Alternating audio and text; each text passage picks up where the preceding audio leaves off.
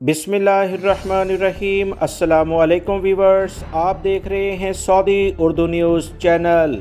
मक्कातुल मुकरमा से मुतल्लिका एक बड़ी ब्रेकिंग न्यूज़ आई है कि सऊदी अरब की हुकूमत की जानिब से मक्कातुल मुकरमा जाने वाले तमाम अफराद को अलर्ट जारी कर दिया गया है। ये क्या अलर्ट है, इस बारे में गैर मुल्की अफराद जो हज़ारों की तादाद में हैं, गाड़ियों समेत इन तमाम अफराद को वापस किया जा रहा है। बहुत सारे सऊदी शहरियों को भी वापस किया गया। तफसीलात कुछ ये हैं। सऊदी अरब के सिक्योरिटी इदारों ने कहा कि आज से यानी बरोज़े पीर 15 मई 2023 से मुकीम गैर मुल्की इजाज़तनामे के बगैर मक्कातुल मुकरमा अब नहीं जा सकते हैं।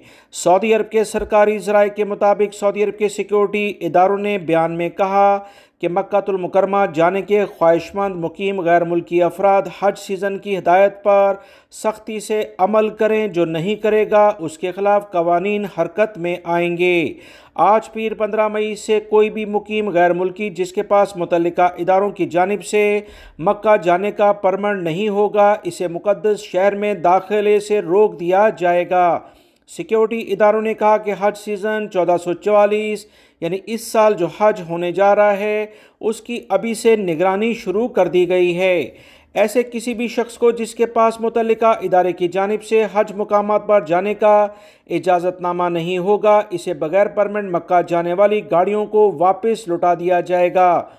हज सीज़न ज़ाब्ते के तहत ऐसे अफराद जिनके पास मक्का जाने का अकामा हो या मक्का से जारी करदा अकामा हो, उम्रा परमिट या हज परमिट हो, वो इससे मुस्तस्ना हैं। उन्हें मक्कातुल मुकरमा में जाने की इजाज़त होगी। गैर मुल्की भाई बहुत एहतियात करें, चेक पॉइंट से बल्कि रास्ते से ही अफराद को वापस किया जा रहा है। कवानीन का एहतराम करना हम सब की अव्वलीन जिम्मेदारी है। वीडियो लाइक करके शेयर भी कीजिएगा। अस्सलामु अलैकुम।